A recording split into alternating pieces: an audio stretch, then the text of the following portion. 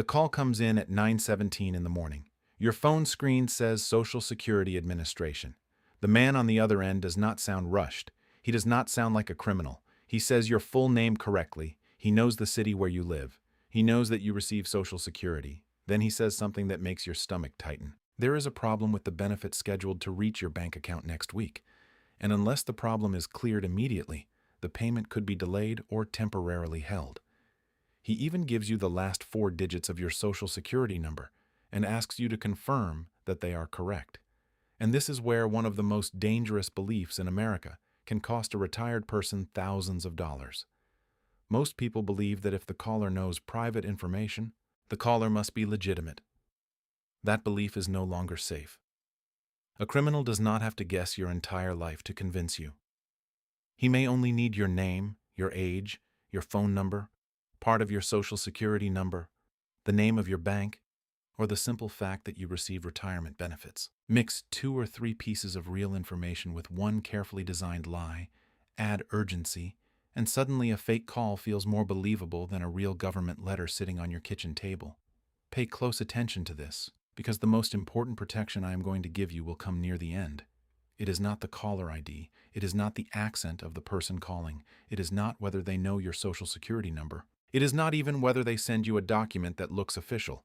There is one behavior that tells me more about a suspicious call than almost anything else, and once you understand it, these scams become much easier to see. Stay with me through the entire explanation, because this is one of those situations where knowing one small rule before the phone rings can protect money that took 40 years to build. And if protecting retirees from this kind of financial trap matters to you, give the video a quick like and subscribe. That helps this information reach the people who are most likely to need it. Now I need to clear up something important before we go any further. There has been a frightening claim circulating that authorities warned that a new criminal group obtained the Social Security numbers of more than 9 million retirees and intends to attack accounts receiving benefits next week. I checked the current public warnings from the Social Security Administration, the Social Security Office of the Inspector General, and federal consumer protection authorities. I did not find an official alert confirming that exact number or confirming a coordinated attack against 9 million retirees scheduled for one particular week. That distinction matters. I will never protect you by replacing one form of deception with another. But do not make the opposite mistake and assume that, because one dramatic number is unconfirmed, the danger behind the story is imaginary. It is not imaginary. Government impersonation scams are real. Social Security impersonation is real. Caller ID spoofing is real. Criminals possessing some of your personal information is real. Fake Social Security documents are real. Threats involving benefit suspension are real. Requests for verification codes are real. Criminals pretending to be banks are real. And the amount of money Americans are losing to impersonation scams is enormous. The Federal Trade Commission reported that people said they lost about $3.5 billion to imposter scams in 2025. Think about that number for a moment. $3.5 billion.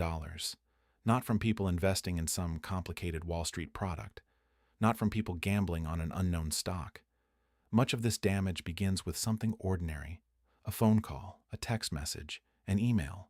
A person claiming to be from a government agency, a bank, a technology company, or another institution that the victim already recognizes. And older Americans are especially important to these criminals for a simple reason. A retired person may have something a 25-year-old does not have.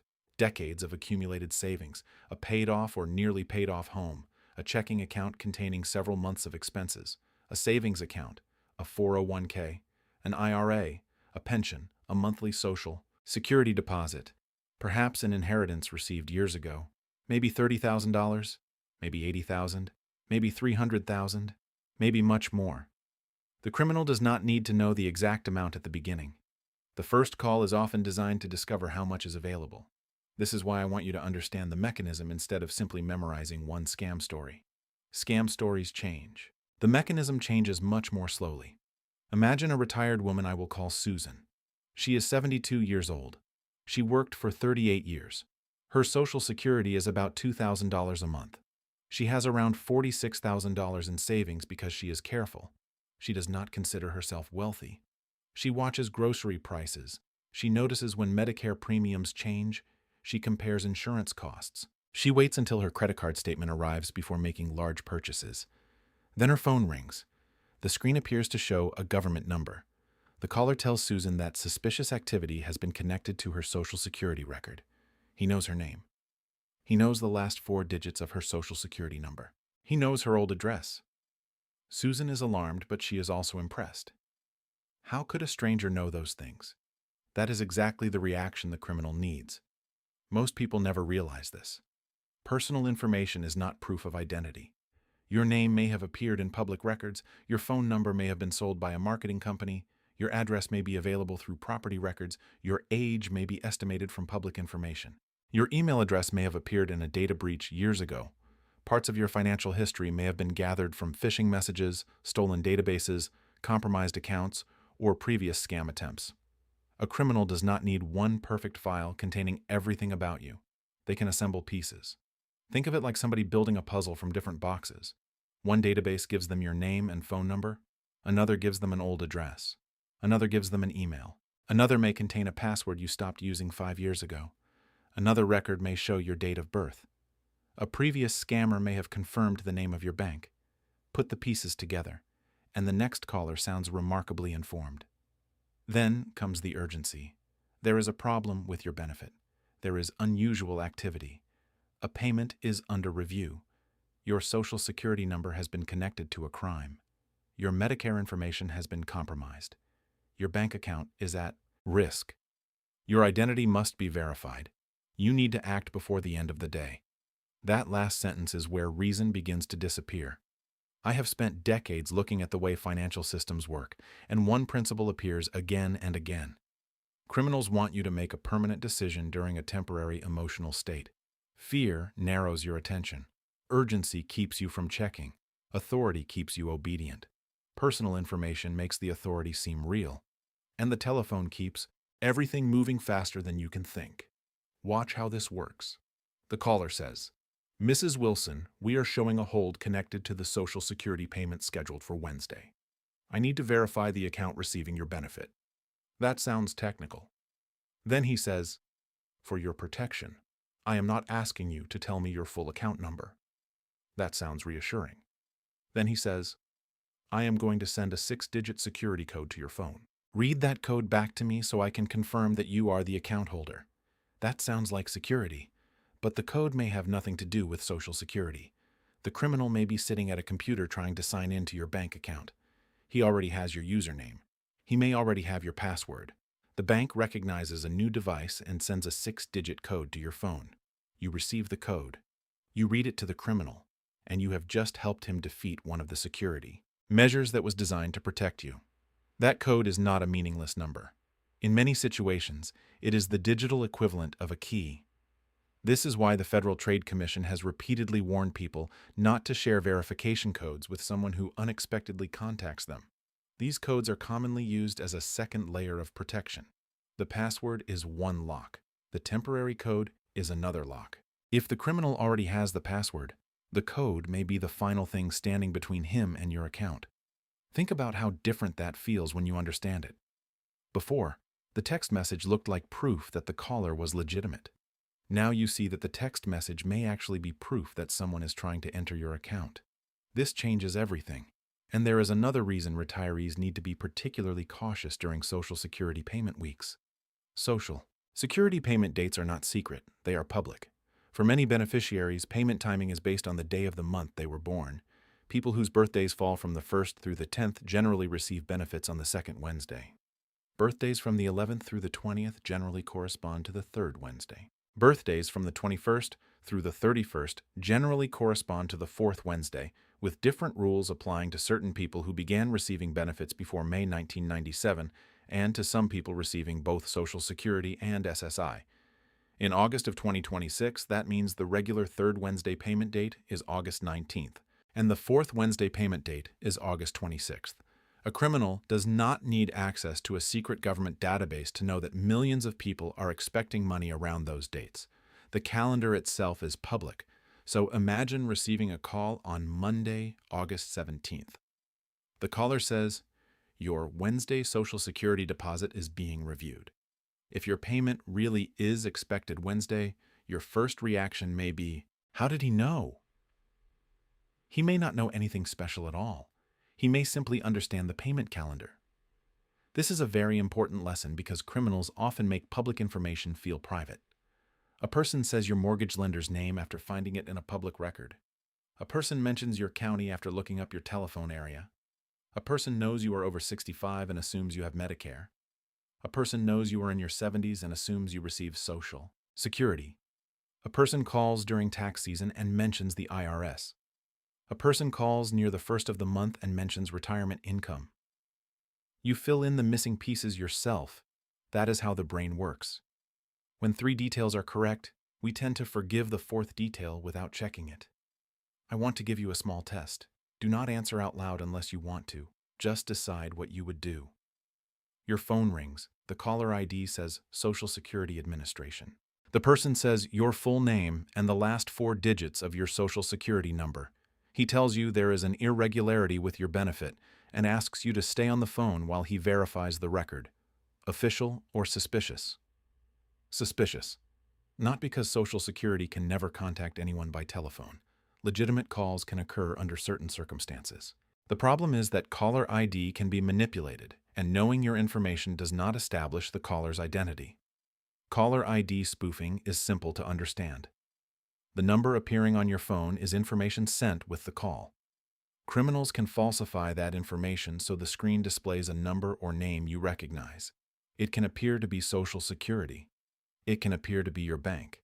It can appear to be the police department. It can even appear to be a telephone number from your own town. The Federal Communications Commission calls this caller ID spoofing. So when your phone says Social Security, your phone is not telling you the government has verified the identity of this caller. It is only displaying the caller ID information it received. Those are 2 very different things. The same problem exists with email. An email can contain the Social Security logo. It can use government colors. It can include your name. It can contain a case number. It can include language that sounds formal. It can even attach a document that looks like an official government notice. Recent warnings from the Social Security Office of the Inspector General have specifically described criminals using fake credentials, fake documents, real employee names, and other details designed to make impersonation more convincing. Remember what I said earlier. The criminal does not need the entire story to be fake. In fact, the most effective scam often contains a great deal of truth. Real agency, real employee name, real looking number, real payment date, real information about you, false emergency. That false emergency is the bridge between the real information and your money, and the false emergency normally has a deadline. We have to resolve this before 3 o'clock. You cannot disconnect while the investigation is active. Your benefit may be suspended if you fail to cooperate. The bank transfer must be completed before the fraud department closes. The federal agent assigned to your file is waiting. The warrant will be released unless payment is received. The verification code expires in 2 minutes. Every sentence pushes you towards speed. Real financial institutions also care about time when fraud is happening. That is why scammers copy the language. Your bank may genuinely send a fraud alert. Your credit card company may genuinely block a suspicious purchase. Social Security may genuinely need information from you in some circumstances. The IRS may genuinely contact taxpayers through established procedures. Medicare may genuinely need information during a transaction that you initiated. That is precisely why the scam works. The criminal does not invent an entirely imaginary world. He steps inside a world that already exists.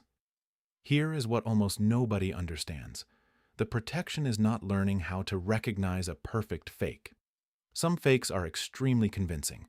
The protection is changing the way you verify authority. You stop asking, does this call look real? You start asking, can I independently confirm this without using anything this caller gave me? That difference can save your life savings. Suppose the caller says there is a problem with Social Security. Do not verify the problem through the telephone number he gives you. Do not use a link he texts you. Do not use the number inside the email he just sent. You separate yourself from the contact. You hang up. You find the official contact information independently. You can use the Social Security Administration's known official number, 1-800-772-1213, or go independently to SSA.gov rather than clicking a link supplied by an unexpected caller. That small break in communication destroys much of the scammer's power. Why? Because the criminal controls the environment only while you remain inside his environment. He controls the call. He controls the story. He controls the pace. He controls the telephone number he wants you to call. He controls the fake website. He controls the person who answers the second number. But once you independently contact the real institution, he loses control. This is why I have always told older clients that the telephone itself is not the problem. The problem is allowing an unexpected caller to become your only source of verification. Now imagine another situation. A text arrives. SSA alert. Your August retirement payment has been placed on temporary hold. Verify your account before 5 p.m. to prevent interruption. There is a link. The website looks almost identical to a government site. There is a social security seal at the top. It asks for your name, then your date of birth, then your social security number, then your bank name, then your online banking username, then your password, then a verification code. Notice what is happening. The scam begins with social security and ends with your bank. This is not accidental. Criminals understand that the value is not necessarily your social security check itself.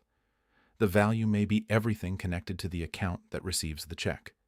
Suppose you receive $2,200 a month in Social Security, but your checking account contains $12,000. The scammer is interested in $12,000. Suppose the same bank login also gives access to a savings account containing $68,000. Now the target is $80,000. Suppose you can transfer money from an investment account through the same institution. Now the potential target becomes even larger. The Social Security story is only the door. This is why lower-income retirees and comfortable middle-class retirees both need to understand the same protection. A person living on $1,600 a month cannot afford to lose $500. A retired couple with $300,000 saved cannot afford to lose $100,000. The dollar amount is different. The damage to security can be equally serious. This helps both lower-income retirees and comfortable middle-class retirees.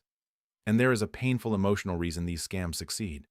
People who spent their lives being responsible often assume that responsible behavior means cooperating with authority. They paid taxes, they answered letters, they responded to their bank, they followed instructions, they kept records, they balanced the checkbook, they paid the mortgage. They stayed out of trouble. So when a calm voice says, "I am calling from Social Security and I need your cooperation," the instinct is to cooperate. The scammer turns a good habit against you. I want to slow down here because this is where the financial damage becomes personal. Imagine a 78-year-old widower named Robert. His wife handled many of the household accounts before she died. Robert can manage his money, but he does not enjoy online banking. He gets nervous whenever the bank sends a security notice. He has about $92,000 left from a retirement account he rolled over years ago. He receives Social Security. His house is paid for. One afternoon, he gets a call. The caller says Robert's Social Security number has been connected to suspicious transactions in another state. Robert says that cannot be true. The caller agrees. "That is exactly why we are calling, sir. We believe you may be a victim." That sentence is powerful. The criminal is not accusing Robert. He is pretending to protect Robert. The caller transfers him to a second person who claims to work with a federal financial investigation unit. The second person knows Robert's case number. Of course he does. The first criminal just gave it to him. Then Robert is told that his bank account could be frozen while investigators separate legitimate money from criminal money. He panics. He needs that account to pay his electric bill. He needs it for medication. He needs it for groceries. The caller tells him there is a way to protect the funds temporarily. Move the money. That is the trap. Federal agencies do not need you to rescue your life savings by transferring it to a stranger's account, buying gift cards, buying cryptocurrency, purchasing gold bars, or mailing cash. Yet, criminals repeatedly use exactly these instructions. Why? Because these payment methods can be difficult to reverse. Once you understand that, you stop concentrating on the story and start concentrating on the requested action. This is one of the most useful habits I can teach you. Ignore the explanation for 30 seconds. Look only at what they want you to do. Do they want money? Do they want a bank? Password? Do they want a temporary verification code? Do they want your Social Security number? Do they want remote access to your computer? Do they want you to move money to protect it? Do they want gift cards? Do they want cryptocurrency? Do they want cash? Do they want you to keep the situation secret from your family? That action tells you more than the logo, badge, case number, or caller ID. If this information is useful to you up to this point, leave a like. It tells me that explaining these rules slowly and clearly is worth continuing, because these are the details people often learn only after money is already gone. Now let me show you another trap, because this one catches people who already know that gift cards are suspicious. The caller never mentions a gift card. He says he is from your bank's fraud department. Your phone displays your bank's name. He says a transfer for $4,850 was attempted from your account. You say you did not make it. He says, "Good, we caught it." Your fear turns into relief. Then he says, "To reverse the transfer, I need to verify the security code we are sending to your phone." The code arrives from the same legitimate text message number your bank has used before. Now what do you think? This is the part that confuses very intelligent people. The text message may actually be from your real bank, but the criminal caused it to be sent. He is attempting an action on your account. The real bank sends the security code to the real telephone number on file. You receive a real security message. Then you hand the real code to the criminal. A genuine message can exist inside a fraudulent conversation. That is why looking for one fake element is not enough. The system is more complicated than that. Your bank may use automated systems to watch transaction patterns. If a 74-year-old customer normally spends between $50 and $200 at grocery stores, pharmacies, and gas stations, and suddenly a $15,000 transfer is requested to a new destination, the bank's systems may flag it for review. That does not mean the bank can always stop fraud. This is another belief I want to correct. People assume, my bank would never allow an obviously fraudulent transaction. Banks have fraud controls, transaction monitoring, computer models, security rules, and employees looking for suspicious activity. Some institutions use advanced automated systems and artificial intelligence to identify unusual behavior. But these systems are not mind readers. If you personally instruct the bank to send money because a criminal convinced you the transaction is legitimate, the situation becomes much harder. The bank sees an unusual transfer. You tell the bank you authorize it. An employee may even warn you. The criminal has already prepared you for that warning. He tells you the bank employee is not cleared to know about the federal investigation. If they ask why you are withdrawing the money, tell them you are purchasing a car. That secrecy is not a side detail. It is part of the fraud. The criminal knows financial institutions sometimes question unusual withdrawals, so he teaches the victim how to defeat the protection. Think about the machinery running in the background. You request $30,000. The bank's system compares the transaction with your normal history. Perhaps a fraud alert appears. An employee asks a question. You confirm the transaction. The money moves. The computer records the authorization. The criminal receives the funds. And later, after the fear disappears, you finally realize that the federal agent was never a federal agent. That is why nobody is going to tell you about this at the exact moment you need it, unless you have prepared yourself in advance. The person at the bank does not know what is being whispered into your other ear. The bank's computer does not know the story the criminal spent 45 minutes building. Your protection begins before the transaction. It begins when you recognize the manipulation. The Federal Reserve is another name scammers sometimes use because it sounds powerful and distant.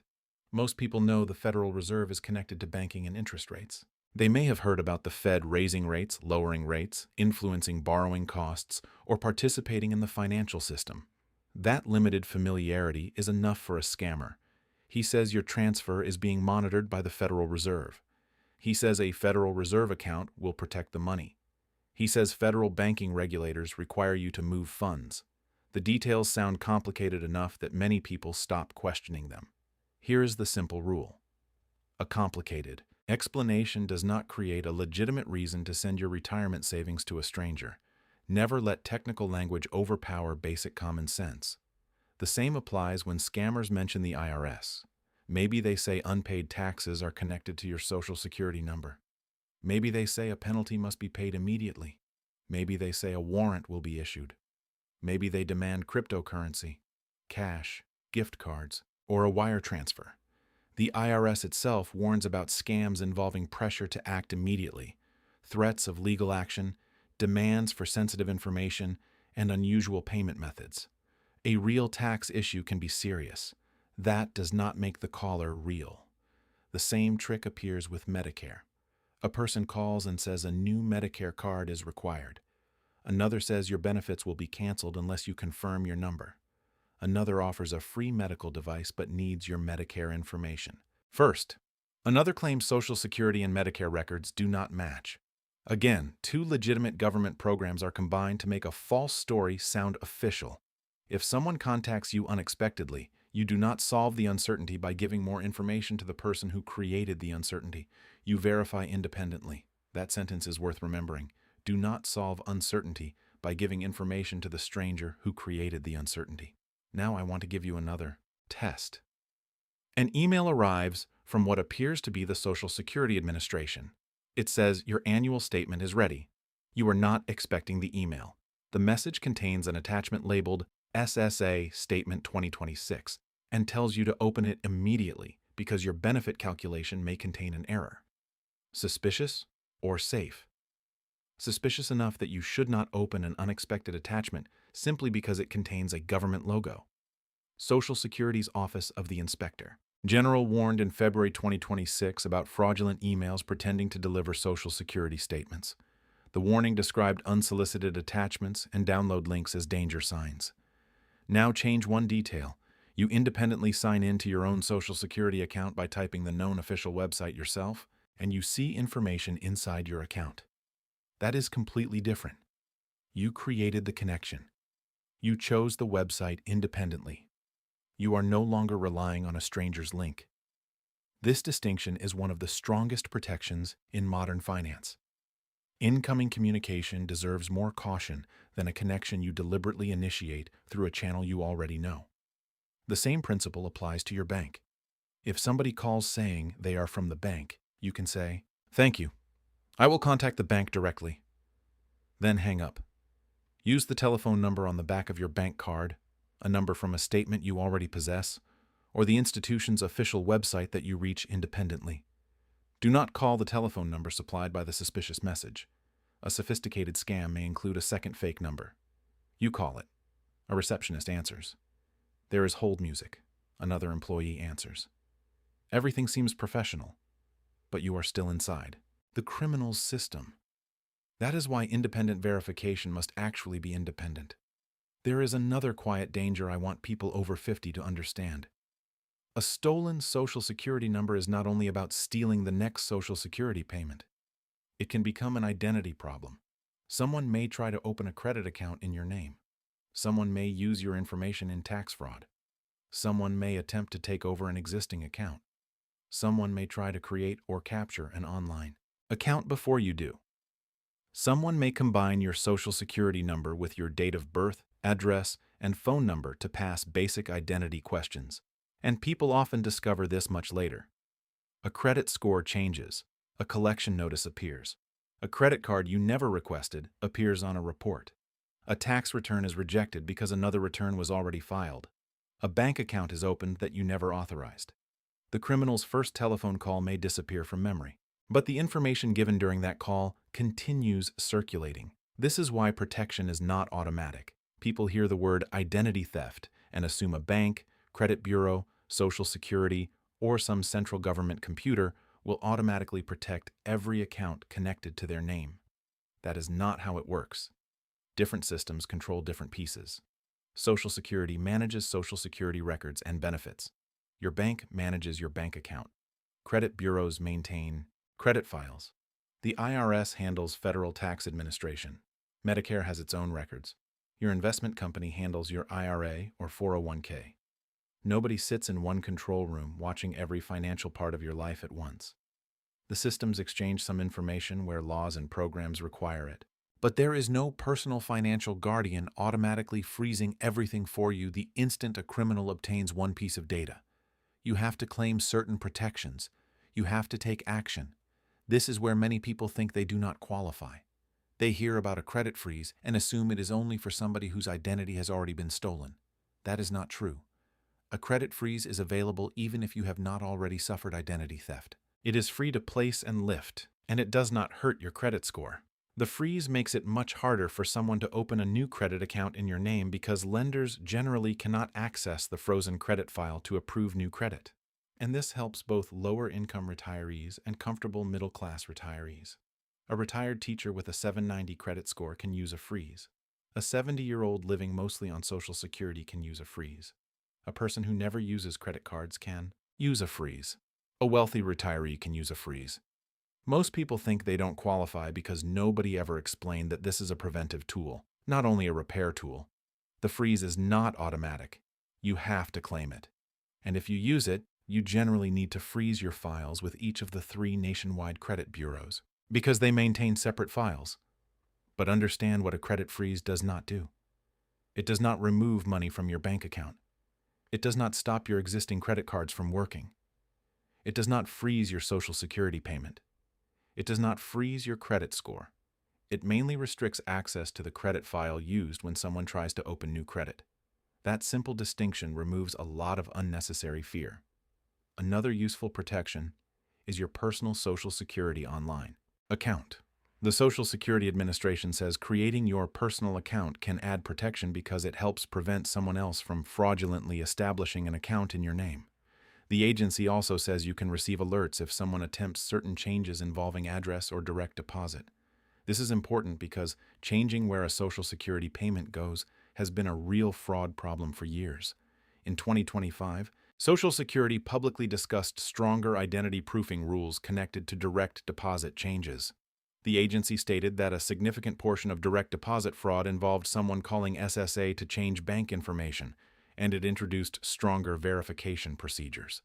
That tells you something important about the real problem.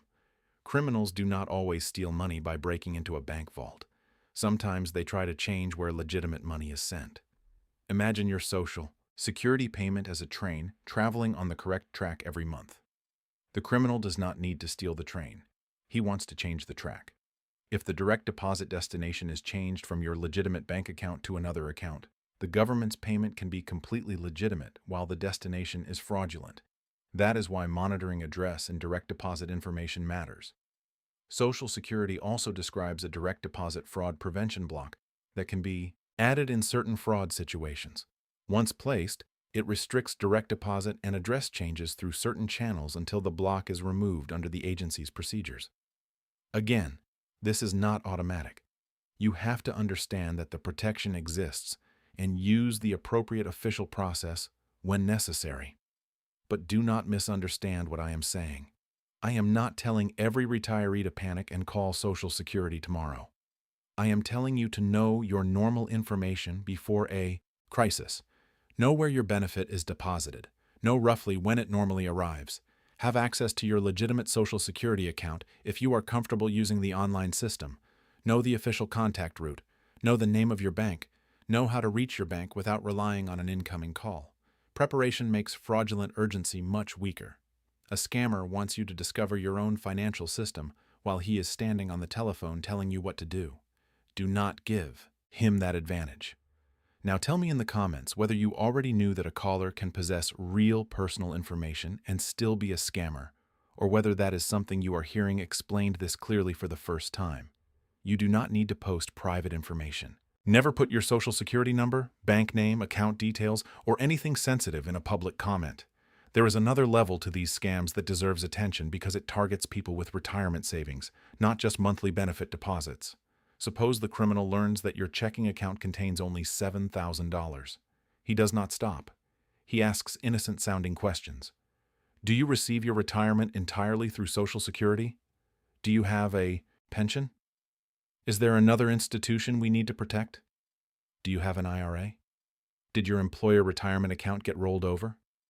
Those questions may sound like part of an investigation. They can actually be financial reconnaissance. The criminal is learning where your money lives. You might have $4,000 in checking and $250,000 in an IRA. You might have a small Social Security payment but a large 401k. You might have recently inherited property. You might have proceeds from selling a home. You might have a Roth IRA that you have carefully protected for 20 years. A legitimate account name becomes a roadmap for the next impersonation. The next call may no longer claim to be from Social Security. It may claim to be from your brokerage company, then your bank, then law enforcement. This layered approach is particularly dangerous. The FBI has described scams in which criminals impersonate technology support, financial institutions, and government officials in sequence. Each new voice appears to confirm the previous voice. This is psychological engineering. The first person creates fear, the second person creates financial authority, the third creates government authority. By the time the third person enters, the victim thinks three separate organizations are involved. In reality, three criminals may be sitting next to each other, or one criminal may be switching roles. Here is a realistic example. A pop-up on your computer says your device has been infected. You call the number. The technology company tells you hackers accessed your bank. They transfer you to the bank security department. The bank says someone using your social security number is moving money. Then you are transferred to a federal investigator. The investigator says your assets must be placed in a protected account until the investigation is completed. The bank story confirms the computer story. The government story confirms the bank story. By the end, the victim is no longer asking whether the first pop-up was real. The entire world has been built around the original lie. And this is where very large losses happen. People liquidate certificates of deposit. They withdraw retirement savings. They sell investments. They pay taxes or penalties on withdrawals they never needed to make. They move money that had been earning interest. They take money from accounts intended to last another 20 years. Think about the impact of this. A 68-year-old withdraws $120,000 from a retirement account because a criminal says it must be protected. Even if the financial institution stops part of the transfer, the person may have created paperwork, tax consequences, market consequences, and enormous emotional distress. That is why I do not reduce these scams to do not buy gift cards. Gift cards are one warning sign. The deeper principle is this: no unexpected caller gets control over the movement of your financial life. Not your checking account, not your savings, not your IRA, not your 401k, not your Roth IRA, not money from an inheritance, not proceeds from the sale of your home, not your emergency fund. The person claiming to protect your money should never require you to surrender control of that money to him. Now let us deal with inheritance, because scammers use tax language here too. A caller may say you owe an inheritance tax before inherited funds can be released. Another may say the IRS placed a federal hold on inherited money. Another may demand a processing payment. Tax rules involving estates and inherited property can be complicated, and the tax treatment depends on what was inherited and what later happens to the property. That complexity gives criminals room to sound impressive. But when a stranger calls unexpectedly and demands immediate money through gift cards, cryptocurrency, a private wire, or another unusual method to release an inheritance, your first response should not be payment. Your first response should be independent verification with the actual institution and, when necessary, a qualified tax or legal professional. The same caution applies to retirement taxes. A scammer may tell you your 401k is under investigation. He may claim a Roth IRA is not registered. He may say you owe a federal release fee. He may invent a connection between Medicare, Social Security, and the IRS. Technical words create intimidation. My job is to strip the intimidation away. A government acronym does not turn a stranger into an official. A case number does not turn a demand into a legal obligation. A badge photograph does not prove the person holding the telephone is the person on the badge. A logo does not prove an email came from the agency in the logo. A caller ID does not prove where the call originated. A social security number does not prove who is reading it to you. A verification code does not prove that you should share it. Once you understand those sentences, the scam loses much of its magic. I want to give you a harder test now. You receive a call from someone claiming to work at your bank. She accurately tells you the last 4 digits of your debit card. She says 3 suspicious purchases were attempted. 2 of the purchase amounts are real transactions you actually made yesterday. The third is not yours. She says the bank has blocked the third purchase and needs you to confirm the temporary code being sent to your phone. Would you give her the code? No. This is exactly the kind of situation where people say, but she knew my real transactions. That makes the call more convincing, but it does not change the rule. If you did not initiate the call and somebody asks for a verification code, stop, hang up, contact the bank yourself. Someone may have gained partial access to your account, your email, notifications, or financial information. The fact that the criminal knows real transactions may mean the situation is more serious, not less serious. Now another test. A Social Security caller says he does not want any money. He does not ask for your bank password. He only wants your date of birth and full Social Security number to verify that you are the person receiving benefits. Safe? No. Pressure for personal information is itself a warning sign when the contact is unexpected. Criminals sometimes collect information during one conversation and use it during another. The first caller may not steal $1. He is building the file. Your date of birth today, your bank tomorrow, your mother's maiden name next month, your email password from an old breach, your Social Security number from another source. This is why even a call that does not ask for money can matter. The product being stolen may be your identity, and identity has financial value because so many systems use personal information to decide whether you are really you. Modern institutions are trying to improve this. Banks use stronger security. Social Security has strengthened identity verification for some transactions. Websites use two-factor authentication. Credit bureaus offer freezes. Financial companies analyze unusual behavior. Government agencies publish scam warnings. Telephone providers and regulators work against illegal spoofing and robocalls. But every security system meets the same human problem. A security tool can be weakened if the owner is persuaded to cooperate with the attacker. Think about the code again. The bank builds a second lock. The criminal calls you and convinces you to open it. Technology did not fail. The manipulation went around the technology. This is the silent mechanism I want you to see. Computer sends code. Phone receives code. Victim reads code. Criminal enters code. Computer sees correct code. Account opens. No dramatic hacking scene. No masked person in a dark room. No computer screen covered in mysterious symbols. Just 6 numbers spoken over a telephone. That is what makes modern financial fraud so dangerous. Some of the most damaging attacks look like ordinary customer service. Now, there is a phrase I want you to become suspicious of immediately. Do not tell anyone.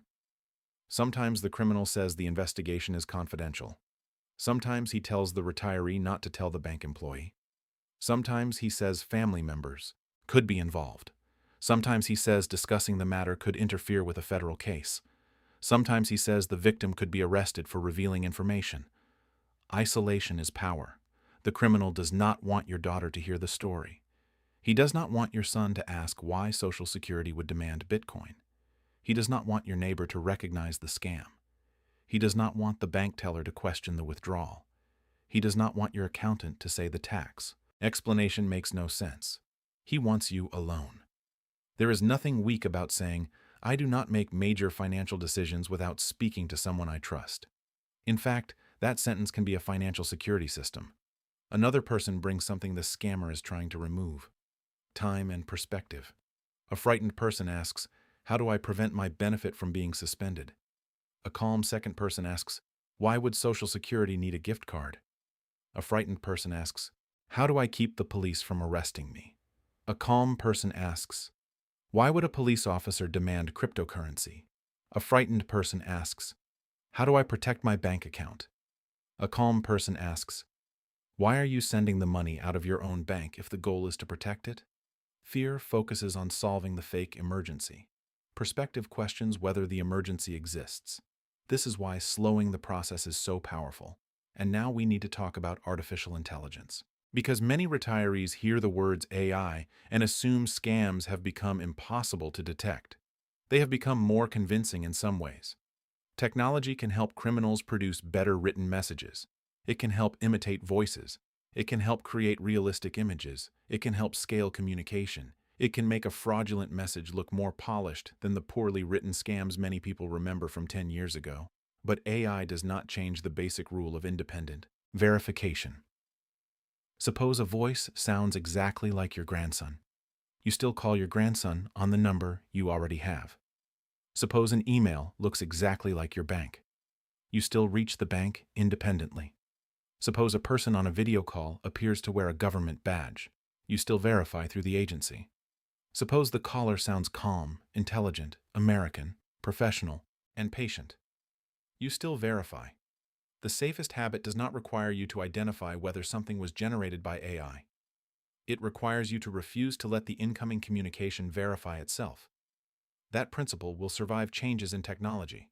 And if you want to keep receiving explanations like this before these problems reach your bank account, consider subscribing to the channel and turning on notifications. Financial rules, fraud tactics, Social Security procedures, taxes, and banking practices change quietly, and understanding them before a crisis is much easier than learning them during one. Now we are getting close to the most important sign I promised you at the beginning before I give it to you. There is one more mechanism you need to see because it explains why the final sign is so reliable. A legitimate institution does not need to imprison you inside one telephone conversation in order to remain legitimate. Think about that. If your bank really has a fraud alert, the fraud alert will still exist after you hang up and call the bank through an official number. If Social Security really has an issue in your record, the issue will still exist when you contact Social Security independently. If the IRS really has a legitimate tax matter involving you, hanging up on an unexpected caller does not magically erase the government's records. If Medicare really needs something connected to your coverage, independently contacting Medicare will not make the real issue disappear. Reality survives verification. A scam often does not. This is the foundation of the strongest test I know. The criminal's power depends on keeping you inside the story.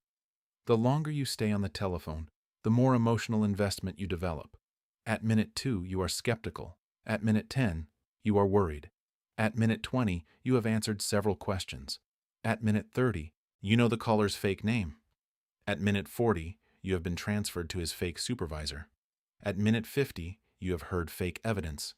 At minute 60, you have begun following instructions. Psychologically, leaving becomes harder because you have already invested an hour in accepting the story. The scammer knows this.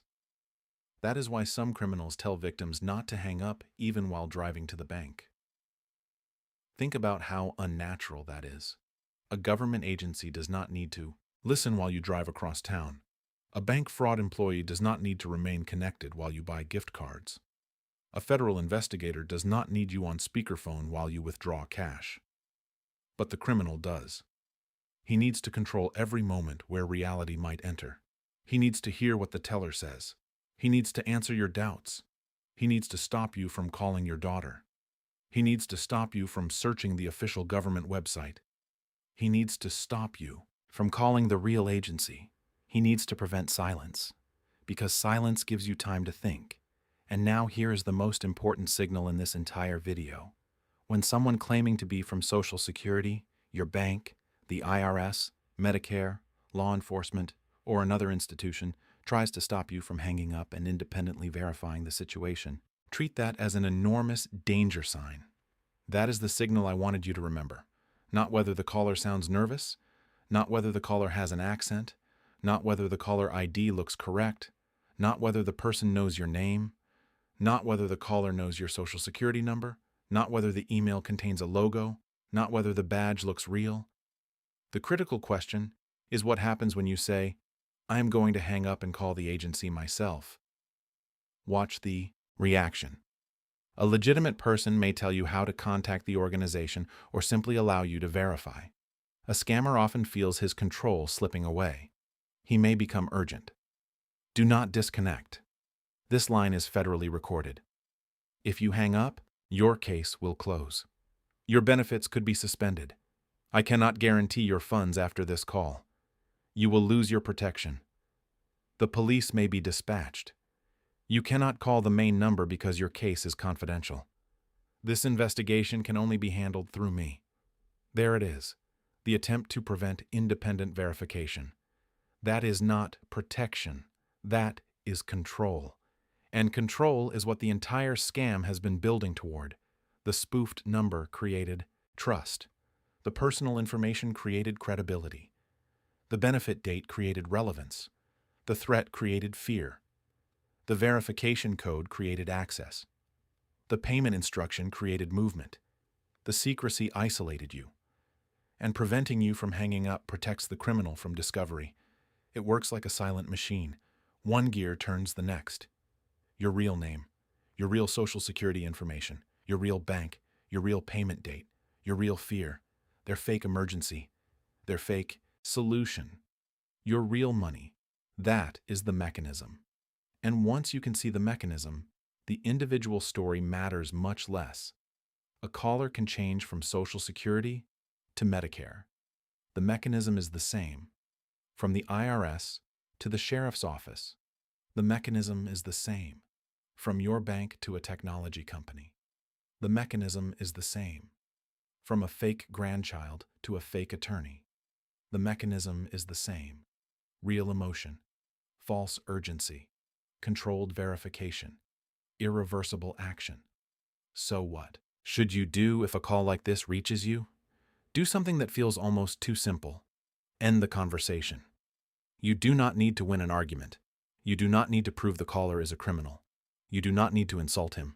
You do not need to investigate him yourself. You do not need to explain why you are suspicious. Say that you will verify the matter independently, then hang up. If the caller claims to be Social Security, use contact information you know is official. Social Security's main public number is 1-800-772-1213. You can also reach SSA independently through ssa.gov. If the suspicious contact involves your bank, call the telephone number on the back of your card or another trusted bank contact. If you shared a password, change it quickly from a device you trust. If you shared a verification code, contact the financial institution immediately, because someone may already be trying to access the account. If money left the account, time matters. Contact the bank or financial company immediately and tell them you believe you were deceived by a scammer. Ask whether the transaction can be stopped, recalled, disputed, or otherwise addressed. If your Social Security information may have been compromised, review your Social Security account and contact the agency through official channels if necessary. If someone attempted to redirect your benefit, tell Social Security clearly that you suspect direct deposit fraud. If you believe your identity is at risk, consider a credit freeze with Equifax, Experian, and TransUnion. Remember, freezing your credit is free and does not reduce your credit score. Check your financial statements. Look for money that left the account that you do not recognize. Look for small transactions as well as large ones. Criminals sometimes test an account with a smaller transaction before attempting something larger. Review your credit reports for accounts you did not open. If tax identity theft is involved, use legitimate IRS identity theft procedures rather than responding to the person who contacted you. Report Social Security-related impersonation attempts through the official Social Security fraud reporting process. Government impersonation and consumer fraud can also be reported to the Federal Trade Commission. Internet-enabled financial crime can be reported through the FBI's Internet Crime Complaint Center. And if you are over 60 and need assistance after serious fraud, federal elder fraud resources exist as well. But I want you to hear something important. Reporting quickly is not an admission that you were foolish. These scams are designed professionally. They exploit human responses that all of us have: authority, fear, urgency, trust, confusion, hope, the desire to protect family, the desire to protect savings, the desire to obey the law, the desire to solve a problem before it becomes worse. Those are normal human instincts. The answer is not embarrassment. The answer is procedure. Create a procedure before the emergency. Unexpected financial call. Stop. No codes, no passwords, no money, no secret transfer, no keeping the caller on the line. Hang up. Verify independently. That procedure is simple enough to remember when you are frightened. I would rather have you hang up on one legitimate call and call the institution back than stay on one. Fraudulent call and lose $40,000. There is no prize for being polite to a stranger who refuses to let you verify his identity. There is no penalty for protecting your own financial information. And remember that legitimate government matters usually leave a trail that can be verified outside one unexpected telephone call. This is where financial awareness becomes more important than financial sophistication. You do not need to understand Federal Reserve policy. You do not need to understand every banking regulation. You do not need to understand the computer model your bank uses. You do not need to understand every Social Security rule. You do not need to understand every Medicare procedure. You do not need to memorize the Internal Revenue Code. You only need to understand who controls the next step. If the stranger controls the telephone number, the website, the verification method, the payment destination, and the deadline, you are not independently verifying anything. That is the lesson. And it applies beyond scams. People spend decades learning how to earn money and almost no time learning how money can disappear. A worker knows how to earn a paycheck. A retiree knows how to live on Social Security. A family knows how to pay a mortgage. But very few people are taught what happens after identity information is exposed. Very few people understand direct deposit fraud. Very few people understand that a credit freeze is available before identity theft. Very few people understand that caller ID is not identity verification. Very few people understand that a real verification code can appear during a fake conversation. Very few people understand why a criminal asks them to keep the bank withdrawal secret. Nobody is going to stand beside every retiree every time the phone rings. That is why understanding the mechanism matters. Picture the difference between two retirees receiving the same call. The first hears, "We are from Social Security. Your payment is in danger." His heart speeds up. He stays on the line. The second hears exactly the same words, but he thinks, "They contacted me. I will verify independently." He hangs up. Same criminal. Same information. Same caller ID. Same threat. Different outcome. The difference was not intelligence. The difference was preparation. This is what financial protection really looks like. It is rarely dramatic. It is a small decision made 5 minutes before a large mistake. It is refusing to read 6 numbers from a text. It is refusing to click a link. It is refusing to send money because someone created a deadline. It is calling your daughter. It is calling the bank yourself. It is checking your Social Security account independently. It is freezing your credit before a criminal opens an account. It is recognizing that your savings are worth 10 minutes of verification. I also want to speak directly to people who live almost entirely on Social Security. You may hear stories about people losing $100,000 and think this video is for somebody wealthier than you. It is for you too. If you have $1,400 in checking and a criminal steals $800, that can mean rent, medication, electricity, food, gas, insurance. The percentage of your life affected can be enormous.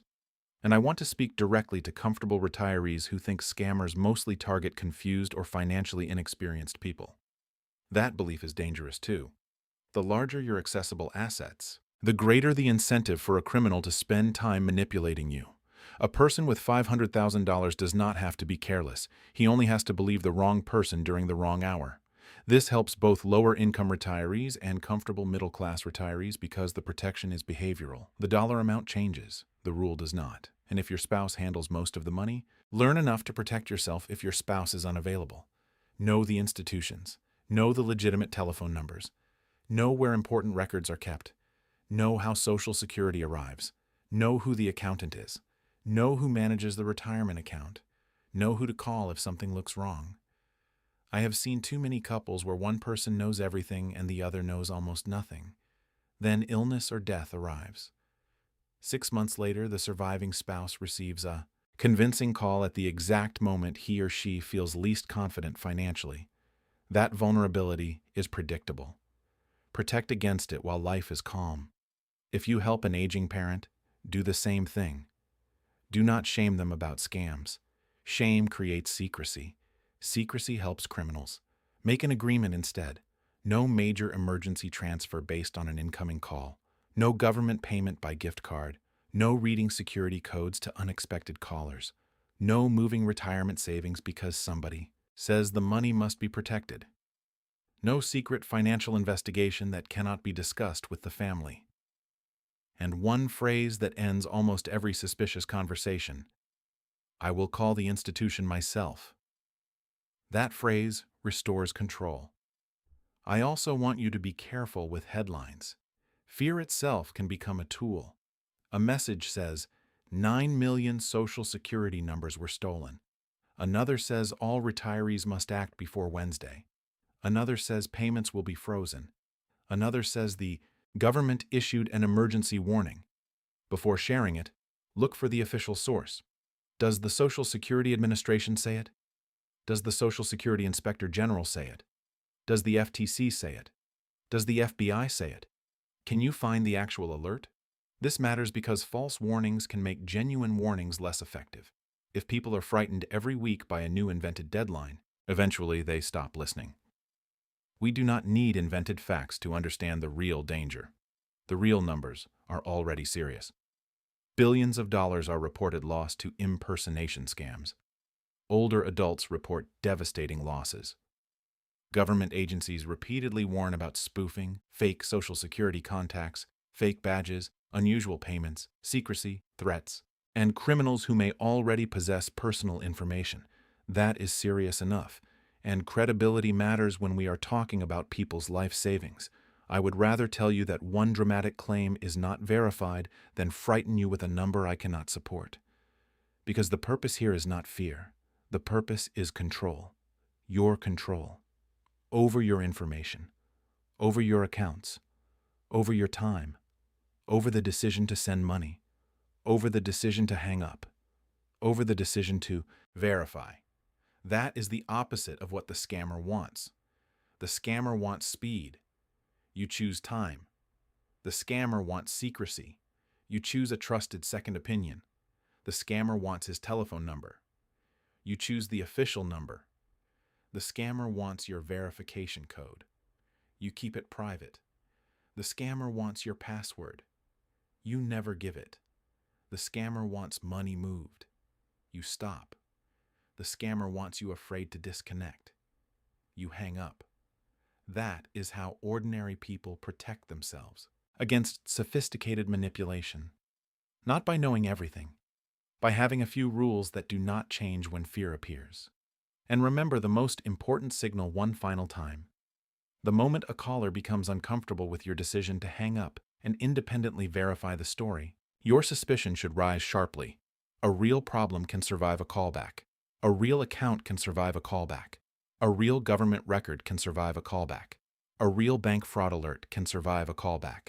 Truth does not need to trap you on the telephone.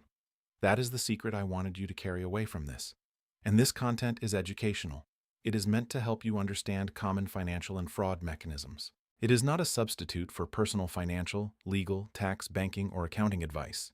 If a large amount of money, identity theft, taxes, estate issues, retirement withdrawals, or legal claims are involved, speak directly with the appropriate institution and qualified professional through contact information you independently verify. You spent decades building whatever financial security you have. Maybe it is modest, maybe it is substantial. Either way, it represents hours of your life. Early mornings, long shifts, years of taxes, mortgage payments, raises you waited for, vacations you postponed, money you did not spend, retirement contributions that looked small at first, Social Security taxes taken from every paycheck. That money deserves more than 30 seconds of panic before it moves. It deserves verification. It deserves patience. It deserves protection. You still have time to make yourself a harder target. You do not need to live afraid of the telephone. You do not need to distrust every bank employee. You do not need to believe the government is secretly trying to take your money. You only need to understand that criminals know how trusted systems look and sound, and they use that familiarity against people. Be skeptical of urgency. Protect verification codes. Control the callback. Watch your accounts. Use the protections available to you. And never let a stranger make you ashamed of taking time to verify what is happening. Share this video with a parent, spouse, brother, sister, neighbor, veteran, retired coworker, or friend who receives Social Security. One person recognizing the call before reading that 6-digit code could be the difference between an ordinary Wednesday and a financial loss that follows a family for years.